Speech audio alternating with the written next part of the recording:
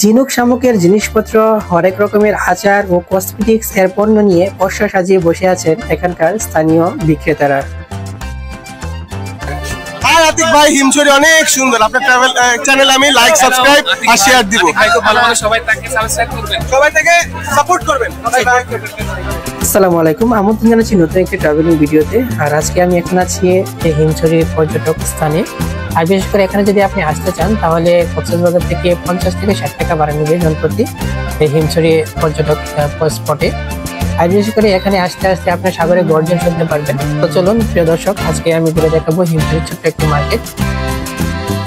এখানে রয়েছে কারুকাজের বিভিন্ন জিনিসপত্র, রয়েছে বাচ্চাদের খেলনা, এবং বিশেষ করে এর আকর্ষণ হচ্ছে বিভিন্ন ধরনের আচার, দেশি আচার এবং বিদেশি আচার। তাছাড়াও রয়েছে মায়ানমারের বিভিন্ন আচার।